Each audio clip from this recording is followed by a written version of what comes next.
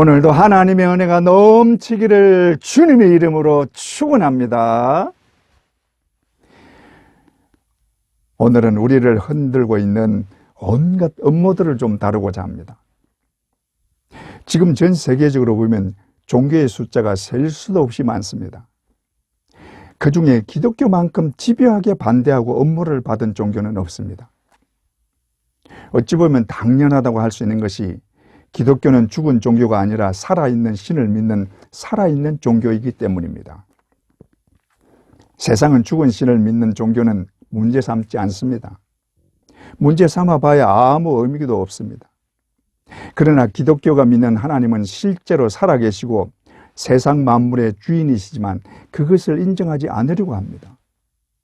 왜냐하면 하나님보다 사람을 높이려고 하기 때문입니다. 그래서 사사건건 반대를 하고 음모를 꾸며서 하나님과 대적하고 있는 것입니다. 그 대표적인 반대가 하나님이 세상을 창조했다는 것에 대한 반대입니다. 성경으로 보면 성경 제일 처음에 나오는 창세기 1장 1절부터 반대하는 것입니다. 왜 창세기 1장 1절부터 반대하느냐? 그것부터 반대해야 하나님을 믿지 않을 근거가 생기기 때문입니다. 만약에 하나님이 이 세상과 인간을 창조하셨다는 것을 부정하지 않으면 성경을 믿을 수밖에 없는 것입니다. 그러니 믿지 않는 자들은 처음부터 부정하는 것입니다. 하나님이 세상을 창조하신 것을 믿는 것이 창조론입니다. 이 창조론을 부정하려는 자들은 숱하게 많은 이론들을 만들어내었고 지금도 만들어내고 있습니다. 대표적인 것만 좀 살펴보면 첫째로 진화론입니다. 진화론은 우리가 알다시피 찰스 다윈에 의해서 주장된 이론입니다.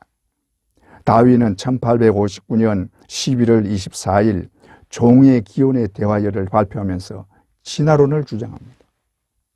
이 종의 기원에 의하면 여러 부분을 다루고 있지만 궁극적으로 들어가 보면 최초의 유기체가 무생물에서 시작되었다는 것입니다.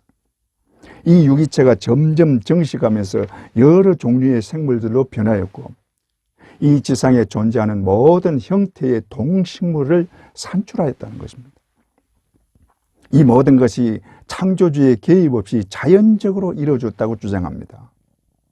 이것이 19세기에 들어서면서 보편적으로 받아들여졌고 대부분의 나라들에서 교재로 채택되면서 창조론은 사라지고 진화론을 정설로 믿게 된 것입니다.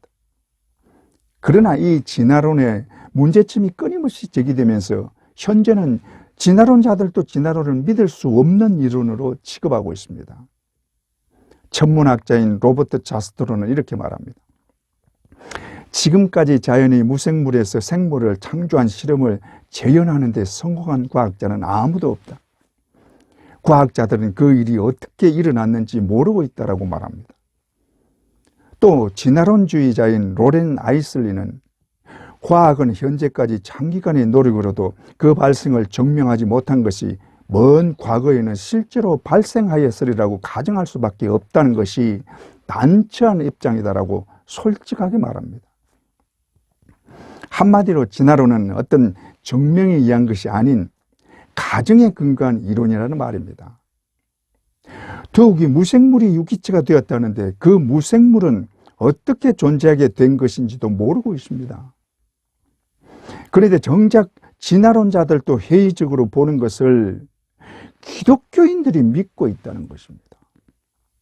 통계에 의하면 우리나라 개신교 신자 중에 진화론을 믿는 사람이 40%나 된다는 것입니다. 참 어이없는 일이지만 이들은 하나님을 제대로 믿지 않는 자들입니다. 하나님을 믿는 자들은 하나님의 창조를 믿지 않을 수 없습니다.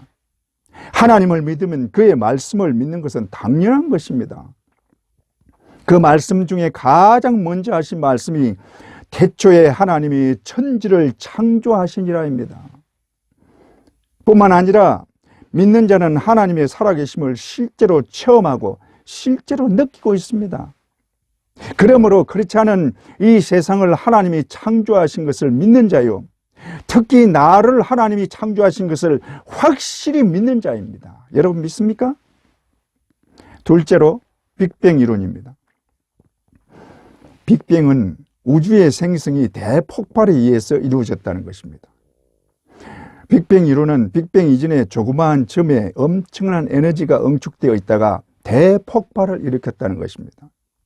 그리고 그 과정에서 에너지 중 일부가 빛 형태로 발산됐는데 그 빛 광자가 엄청난 에너지로 인해서 입자와 반입자로 생성되면서 질량을 가진 입자가 탄생하고 그 입자들이 모여서 원자가 탄생했다는 것입니다. 그리고 반입자는 에너지를 가지게 되어 현재 우주가 팽창할 수 있는 원동력인 암흑 에너지를 채우고 있다는 것입니다. 그런데 빅뱅에 의해서 우주가 만들어지고 지구가 만들어졌다고 치더라도 빅뱅 이전에는 무엇이 있었는지 묻지 않을 수 없습니다. 이들의 대답은 빅뱅 이전은 무였다고 합니다. 무인데 어떻게 대폭발이 일어나느냐? 무는 형태가 전혀 없는 점인데 이 점은 물질이 아닌 고밀도의 순수한 에너지라는 것입니다. 이 에너지가 점점 집약돼서 어느 순간 대폭발이 일어났다고 합니다. 우리가 들을 때는 가정에 의한 이론이요, 허점투성이인 이 이론을 과학자들, 특히 물리학자들은 얼마든지 가능하다는 것입니다. 이것을 가능하다고 믿는 사람들이 왜 하나님이 계신 것을 믿지 못하는지 참 아이러니합니다. 그러나 이 빅뱅 이론도 허점투성이입니다. 빅뱅 이론에 의하면 에너지의 대폭발이 있을 때 우주가 형성되고 천체도 만들어졌습니다. 그러다 보니 그 에너지의 힘에 의해서 천체들이나 은하계가 같은 방향으로 돌게 된다고 합니다. 그러나 천체가 다 같은 방향으로 돌지 않고 반대 방향으로 도는 것도 있다는 사실입니다. 태양계만 해도 금성은 지구나 다른 행성들과 정반대로 돌고 있습니다. 또 은하계 중에도 다른 은하계와 정반대로 도는 은하가 있다는 것을 과학자들이 밝혀내었습니다. 이것은 빅뱅 이론으로는 설명할 수 없는 것입니다. 그런데도 그것을 또 깨맞추려고 다른 잡다한 이론을 내놓고 있습니다. 무엇보다도 무에서 응축된 에너지는 어디서 온 것입니까? 이것을 우연히 생겼다고 할 수 있을까요? 그래서 어떤 과학자는 연구를 하면 할수록 신의 존재를 인정할 수밖에 없다고 고백하고 하나님을 믿는 사람도 나온다는 것입니다.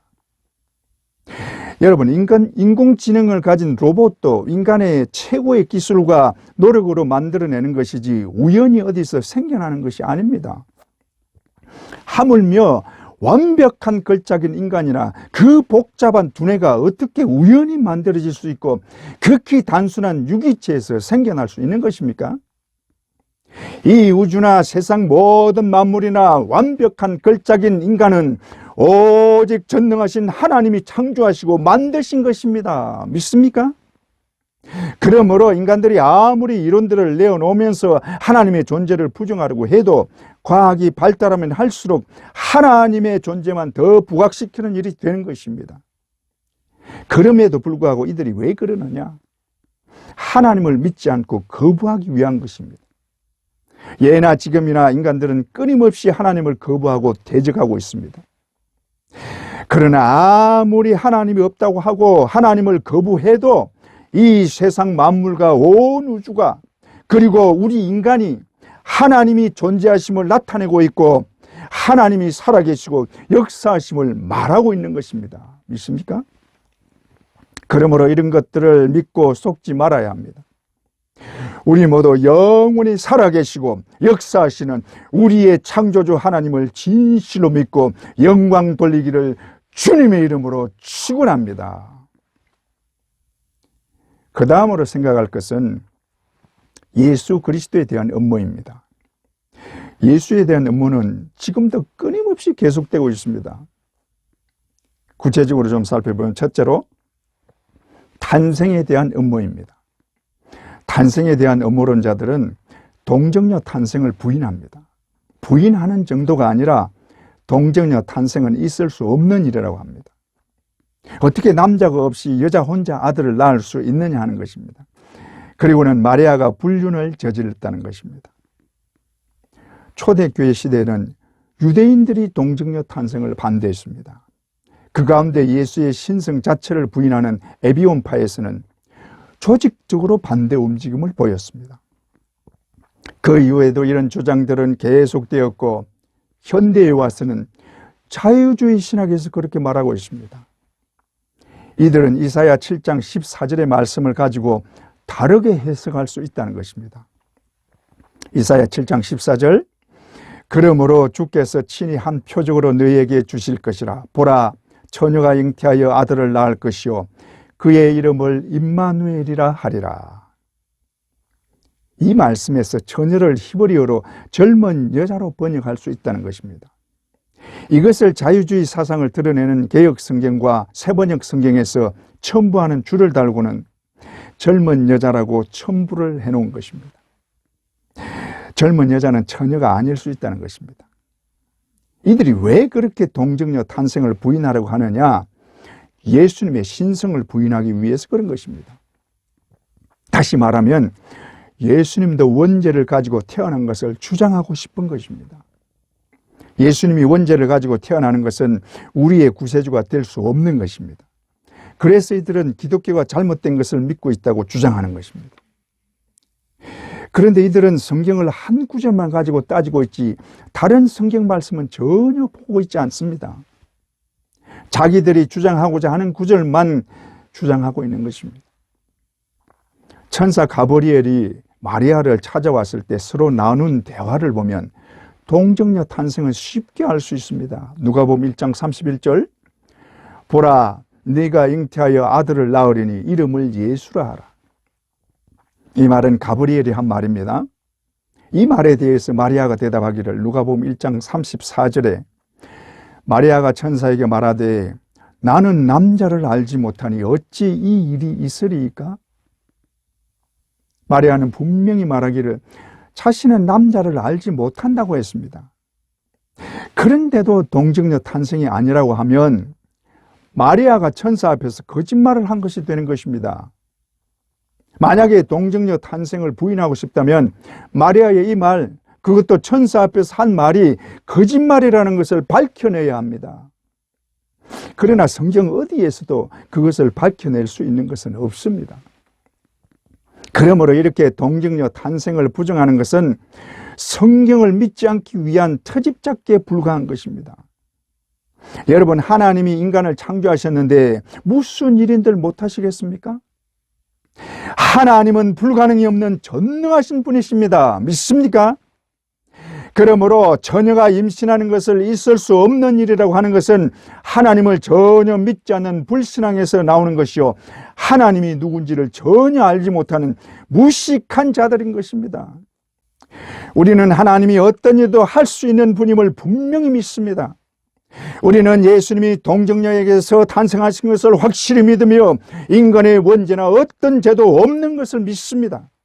그렇기 때문에 우리의 죄를 대신할 수 있고 우리를 살리는 우리의 구원자가 될 수 있는 것입니다. 여러분 믿습니까? 우리 모두 우리의 구세주이신 예수 그리스도를 확실히 믿음으로 절대로 흔들리지 않기를 주님의 이름으로 축원합니다. 둘째로, 믿는 자들도 궁금해할 수 있는 12세부터 30세까지의 업무입니다. 성경에 예수님의 생애 중에 유독 12세에서 30세까지의 기록이 나오질 않습니다. 그러다 보니 이것을 이용해서 별의별 음모를 만들고 있습니다. 이 주장들 중에 대표적으로 주장하는 것은 예수님이 12세부터 29세까지 인도나 티벳 등에 다니며 다른 사상들을 두루 섭렵했다는 것입니다. 여기에는 예수님이 12세부터 29세까지 행적이 구체적으로 기록되어 있다는 보병궁 복음서를 제시하고 있습니다. 이 보병궁 복음서는 러바이 드링이라는 미국인이 1908년에 출간한 것이라고 합니다. 여기에 따르면 12세부터 29세 기간 중에 예수님이 인도에 유학을 했다는 것입니다. 예수님이 12세가 됐을 때 인도 남부의 왕족인 라반나라는 자가 유대나라에 왔다가 예수님의 총명함에 반해서 인도에 유학할 것을 권했다고 합니다. 그래서 예수님이 인도로 가서 브라만 교회의 한 사원의 제자로 들어가 수행의 길을 걸었다는 것입니다. 이때 불교의 고성과도 만나 불교에 대한 지식도 쌓았고 또 인도 어수를 배우기도 했다고 합니다. 심지어 깊은 학문을 얻게 되고 영계의 힘을 빌려 기적을 일으키는 비법까지 터득했다고 합니다. 그런 능력으로 성경에 나타나는 능력들을 행한 것처럼 말하고 있는 것입니다. 참으로 어이없지만 믿음이 약한 자들이나 의심 많은 자들이 속아 넘어가거나 성경을 의심하도록 하기에 딱 좋은 것입니다. 그러나 이런 것에 대한 확실한 반박을 할 수 있는 성경의 기록이 없다는 것이 문제라면 문제입니다. 기록이 있다면 이런 황당한 주장은 하지도 못했겠죠. 성경은 복음에 초점이 맞추어져 있기 때문에 예수님의 공생에만 나타내고 있다 보니까 예수님의 일생을 구체적으로 다루지 않았습니다. 그래서 공생애 이전은 다루지 않았고 실제로 12세부터 30세까지는 평범한 삶이었습니다. 특이한 점이 있었다면 성경에 나타냈을 것입니다. 그러나 평범한 삶이었지만 성경에서 어느 정도 참고할 만한 것이 없지는 않습니다. 예수님이 나사렛에 계속 살았다는 근거 말씀을 찾아볼 수 있습니다. 먼저 아버지를 도와 목수일을 했다는 것입니다. 마가복음 6장 3절, 이 사람이 마리아의 아들 목수가 아니냐. 이 말씀에서 예수님이 목수인 아버지를 도와 목수일을 했고 예수님 자신도 목수가 된 것입니다. 이 사람들이 예수님을 목수라고 할 정도면 적어도 목수일을 오랫동안 했다는 말입니다. 우리가 알다시피 목수일은 한두 해 했을 때는 일이 아닙니다. 그리고 어린 나이에는 목수일을 하지를 못합니다. 만약에 12세 이후에 인도로 갔다면 예수님을 목수라고 하는 말이 있을 수 없는 것입니다. 그러므로 예수님은 나사렛에서 계속 살면서 목수 일을 한 것입니다. 다음으로는 이 동네 사람들이 예수님을 다 안다는 것입니다. 만약에 예수님이 12세부터 다른 나라로 갔다면 이 동네 사람들이 예수님을 잘 몰라야 정상입니다. 왜냐하면 12세부터 30세까지면 어릴 때 떠나서 어른이 돼서 돌아왔다는 말인데 어릴 때 떠나서 17년이나 지나 어른이 된 사람을 사람들이 잘 알아볼 수 있을까요? 그러나 이 동네 사람들은 예수님을 다 알고 있었습니다. 마가복음 6장 3절, 이 사람이 마리아의 아들 목수가 아니냐? 야고보와 요셉과 유다와 시몬의 형제가 아니냐? 그 누이들이 우리와 함께 여기 있지 아니하냐 하고 예수를 배척한지라. 이 동네 사람들이 예수님을 믿지 않은 것은 예수님을 너무 잘 알았기 때문입니다. 그 말은 그들과 항상 함께 있었기 때문에 너무나 잘 알고 있는데 그런 사람이 갑자기 말씀을 가르치고 능력을 행하니까 믿을 수 없다고 하는 것입니다. 그러므로 예수님이 12세부터 인도를 갔다는 말은 새빨간 거짓말이요 상식 밖의 음보인 것입니다. 예수를 믿지 않으려는 자들은 어떻게든 꼬투리를 잡아서 음모를 꾸미고 있습니다. 그러나 우리는 이런 것에 귀를 기울이거나 솔깃해하면 안 되는 것입니다. 조금이라도 그런 마음을 가지면 마귀가 여지없이 파고들어 흔드는 것입니다. 우리 모두 확실한 믿음 위에 서서 흔들리지 않기를 주님의 이름으로 축원합니다. 셋째로 오병이어의 기적에 대한 음모입니다. 오병이어는 사복음서에 다 나오는 사건으로 그만큼 중요한 표적이라는 말입니다. 오병이어는 우리가 잘 알듯이 보리떡 5개와 물고기 2마리로 5,000명을 먹이신 표적입니다. 마태복음 14장 20절에서 21절, 다 배불리 먹고 남은 조각을 12바구니에 차게 거두었으며 먹은 사람은 여자와 어린이 외에 5,000명이나 되었더라. 이 표적은 예수님이 사람들의 먹을 것을 외면하지 않고 배불리 먹이시는 하나님이심을 나타내는 표적입니다. 이 표적으로 사람들이 예수님을 왕으로 삼고자 했습니다. 그런데 이 표적에 대해서 다른 말을 하는 자들이 있습니다. 먼저 18세기에서 19세기에 계몽주의 영향을 받은 신학자들이 있는데 그 중에 대표적인 인물이 파울루스라는 신학자입니다. 이들은 예수님이 기적을 만든 게 아니라 어린이가 보리떡 5개와 물고기 2마리를 내놓자 사람들이 감동을 받아 자신이 가지고 온 식량을 광주리에 담기 시작했고 그것이 넘쳐나 그런 기적이 일어났다는 것입니다. 이것을 가톨릭 해방신학에서 채용하여 그대로 해석한다고 합니다. 다음으로 거기 모인 5,000명 중에는 부자들도 있었는데 그 부자들이 남몰래 음식을 내놓았다는 것입니다. 한 명이 아니라 몇십 명의 부자들이 남몰래 음식을 내어놓았기 때문에 그런 기적이 일어났다고 말합니다. 또 하나는 어이없는 해석인데 히브리어를 잘못 읽었다는 것입니다. 5,000이라는 말이 아니라 5,000부장을 일컫는 말이라는 것입니다. 그래서 5명을 먹인 것이라고 말합니다. 그런데 문제는 신약 성경은 히브리어가 아니라 헬라어로 쓰여졌습니다. 그러므로 히브리어를 잘못 읽고 잘못 해석할 수가 없는 것입니다. 이런 업무들에 반박할 가치도 없지만 굳이 반박을 하면 이들이 배부르게 먹고 나서 어떻게 했느냐? 예수님을 왕으로 세우려고 했습니다. 요한복음 6장 15절. 그러므로 예수께서 그들이 와서 자기를 억지로 붙들어 임금으로 삼으려는 줄 아시고 다시 혼자 산으로 떠나가시니라. 만약에 이들이 업무에서 말하는 것처럼 자신들이 가져온 것을 내놓았다든지 부자들이 음식을 내놓았다면 이런 반응을 보이고 예수님을 임금 삼으려고 했을까요?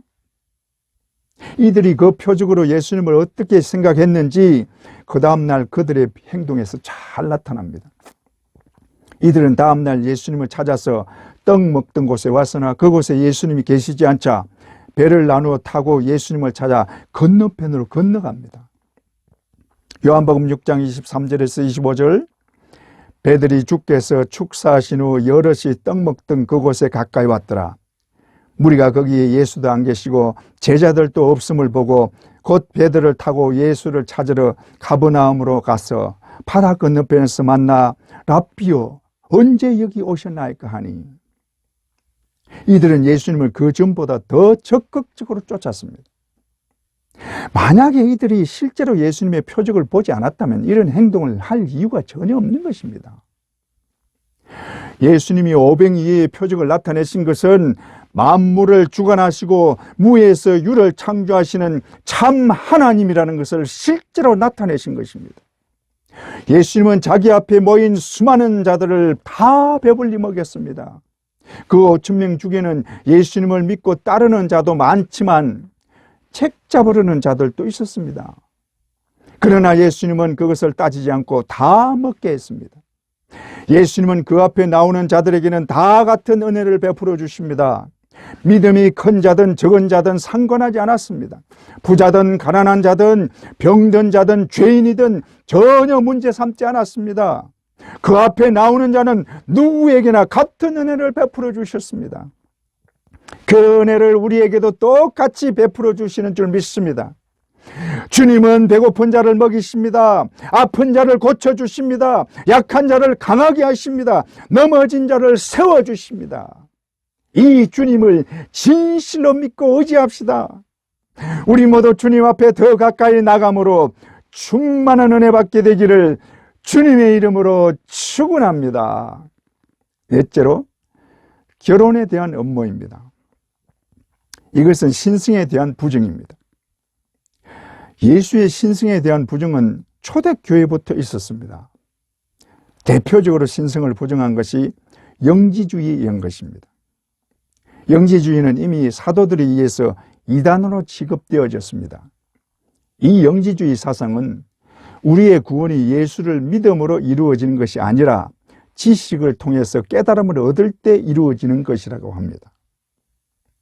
그런데 이 영지주의자들이 4세기와 5세기에 걸쳐 로마에 의해서 무자비하게 죽임을 당했는데 이것을 놓고 영지주의자들이 본래 기독교인들이었다고 주장을 합니다.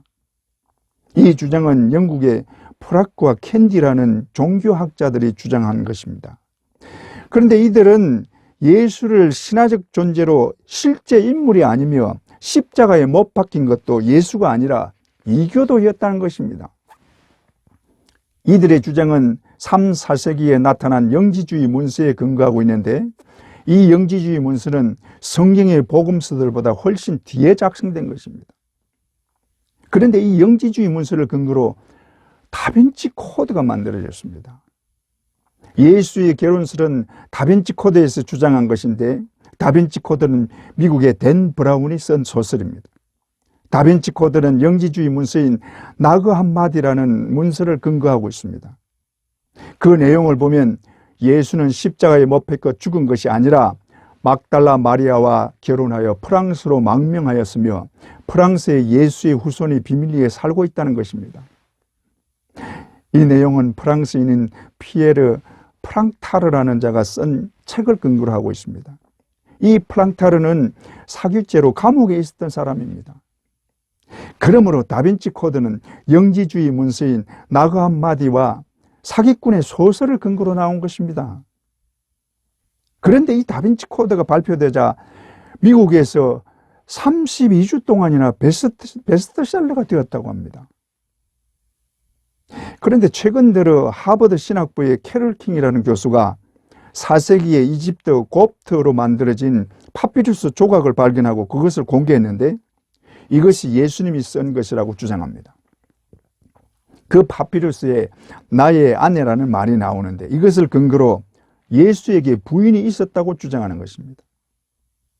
이 파피루스 조각은 작은 크기인데 그 내용의 문구들은 완성된 문장이 아니라 단어들이 몇 개 나열된 것입니다. 그리고 이 파피루스의 입수 경로에 대해서는 밝힐 수 없다고 말합니다. 그러므로 이 파피루스가 예수님이 썼다는 증거는 어디에도 없습니다. 이 파피루스 조각은 4세기경에 만들어진 것이라고 하는데 예수님이 죽은 후에 4세기경에 만들어진 것으로 영지주의 같은 이단에 의해서 만들어졌다고 볼 수밖에 없는 것입니다. 따라서 이런 모든 주장들은 예수의 신성을 부정하려는 무리들의 업무에 불과한 것입니다. 이들이 왜 이렇게 예수님의 신성을 부정하려고 하느냐? 예수 그리스도를 우리의 구세주로 믿지 못하게 하려는 마귀의 술책인 것입니다. 그러므로 이런 주장들에 현혹되거나 흔들면 안 되는 것입니다. 이런 것에 현혹되지 않으려면 우리의 믿음이 성경 말씀에 근거한 믿음이라야 합니다. 성경 말씀은 예수 그리스도만이 우리의 구원자요 유일한 구원자이신 것을 밝히고 있습니다. 예수 그리스도는 하나님의 독생자요 곧 하나님이십니다. 그분이 이 땅에 오신 것은 우리를 구원하기 위함이요 그분만이 우리를 구원할 수 있는 유일한 분이십니다. 누가 뭐라 해도 우리의 유일한 구원자는 예수 그리스도밖에 없습니다. 믿습니까? 우리 모두 예수 그리스도를 믿고 절대로 흔들리지 않기를 주님의 이름으로 축원합니다. 다섯째로 부활에 대한 음모입니다. 예수님의 부활은 우리의 구원의 완성입니다. 그러므로 예수를 믿지 못하게 하는 세력들은 예수의 부활을 부정하기 마련입니다. 예수의 부활을 부정하려는 음모는 예수님이 죽는 순간부터 시작된 것입니다. 대제사장들과 바리새인들이 그들인데 이들은 예수님의 무덤을 철저하게 지키기까지 했습니다. 마태복음 27장 62절에서 64절 이튿날은 준비일 다음 날이라 대제사장들과 바리새인들이 함께 빌라도에게 모여 이르되 주여 저 속이던 자가 살아있을 때 말하되 내가 사흘 후에 다시 살아나리라 한 것을 우리가 기억하노니 그러므로 명령하여 그 무덤을 사흘까지 굳게 지키게 하소서. 그의 제자들이 와서 시체를 도둑질하여 가고 백성들에게 말하되 그가 죽은 자 가운데서 살아났다 하면 후의 속임이 전보다 더 클까 하나이다 하니 이들은 예수님의 부활할 것을 알고 있었습니다. 그래서 무덤을 지키게 했는데 그 이유는 제자들이 시체를 훔쳐갈 것을 대비한다는 핑계로 부활을 숨기려고 한 것입니다. 무덤을 지키던 경비병들이 예수님의 부활을 알고는 그 사실을 대제사장들에게 알렸습니다. 그러자 경비병들에게 돈을 주고는 그 사실을 숨기게 했습니다. 마태복음 28장 11절에서 13절 경비병 중 몇이 성에 들어가 모든 된 일을 대제사장들에게 알리니 그들이 장로들과 함께 모여 의논하고 군인들에게 돈을 주며 이르되 너희는 말하기를 그의 제자들이 밤에 와서 우리가 잘 때 그를 도둑질하여 갔다 하라. 그래서 군인들이 그대로 했고 그 말이 그대로 퍼졌습니다. 15절, 군인들이 돈을 받고 가르친 대로 하였으니 이 말이 오늘날까지 유대인 가운데 두루 퍼지니라. 그러므로 군인들의 말을 들은 사람들은 예수의 부활을 거짓으로 믿게 된 것입니다. 그 외에도 예수의 부활을 부정하는 여러 가지 설들이 있는데, 예수님이 죽지 않고 기절했다는 기절설, 또 제자들이 예수님의 부활을 환상으로 보았다는 환상설이 있습니다. 이들뿐 아니라 오늘날 소위 믿는다는 자들 중에 영의 부활을 주장하는 자들이 있습니다. 흔히 이단이라고 불리는 곳은 하나같이 예수님의 부활을 육체의 부활이 아닌 영의 부활만 있었다고 주장합니다. 이들은 로마서 1장 3절에서 4절을 근거로 주장합니다. 로마서 1장 3절에서 4절, 그의 아들에 관하여 말하면 육신으로는 다윗의 혈통에서 나셨고 성결의 영으로는 죽은 자들 가운데서 부활하사 능력으로 하나님의 아들로 선포되셨으니 곧 우리 주 예수 그리스도시라. 이 말씀에서 육체는 죽임을 당하였고 영으로 살리심을 받은 것이기 때문에 육체가 부활한 것이 아니라 영이 부활했다는 것입니다. 이것이 이단들만 주장하는 것이 아니라 개신교 신학자들 중에도 영의 부활을 주장하는 자들이 있습니다. 이들은 주로 무천년설을 주장하는 자들인데, 이들 또한 육체의 부활을 인정하지 않고 영의 부활을 주장하고 있습니다. 그러나 성경에서 말하는 부활은 명백하게 육체의 부활을 말하고 있습니다. 먼저 부활하신 예수의 시체가 보이지 않았습니다. 만약에 예수님의 시체를 제자들이 훔쳐갔다면 무덤을 지키는 군인들을 멀쩡하게 두고 훔쳐갈 수는 없는 것입니다. 그런데 성경에서는 군인들도 예수님의 부활을 알았다는 것입니다. 마태복음 28장 11절, 여자들이 갈 때 경비병 중 몇이 성에 들어가 모든 된 일을 대제사장들에게 알리니, 이들이 예수님의 부활을 알았다는 것은 예수님의 육체가 부활했다는 증거가 되는 것입니다. 만약에 영으로 부활했다면 이 군인들이 알 리가 없습니다. 영은 보이지 않기 때문에 이 군인들이 알 수가 없는 것입니다. 또 예수님의 시체를 쌌던 세마포가 그대로 있었다는 것도 육체의 부활을 말하는 것입니다. 요한복음 20장 6절에서 7절, 시몬 베드로는 따라와서 무덤에 들어가 보니 세마포가 놓였고 또 머리를 쌌던 수건은 세마포와 함께 놓이지 않고 딴 곳에 쌌던 대로 놓여 있더라. 세마포가 그대로 놓여 있었다는 것은 예수님의 몸이 세마포를 벗어났다는 말입니다. 만약에 제자들이 예수님을 도둑질해 갔다면 세마포가 없어야 정상입니다. 그러나 세마포는 그대로 있었습니다. 그러므로 예수님의 몸만 빠져나온 것입니다. 이것이 예수의 육체의 부활을 증거하는 것입니다. 무엇보다 예수님 자신이 제자들에게 확실하게 나타내 보여주셨습니다. 누가복음 24장 39절, 내 손과 발을 보고 나인 줄 알라. 또 나를 만져보라. 영은 살과 뼈가 없으되 너희 보는 바와 같이 나는 있느니라. 이 말씀 외에 무슨 증거가 더 필요합니까? 예수님이 친히 자신의 육체의 부활을 증거하고 계십니다. 영은 살과 뼈가 없으되 나는 있느니라. 이 말씀은 나는 육체로 부활했기 때문에 살과 뼈가 있다는 말입니다. 이렇게 분명한 말씀이 있는데 이 말씀을 믿지 않기 때문에 영의 부활이라는 엉터리 주장을 하고 있는 것입니다.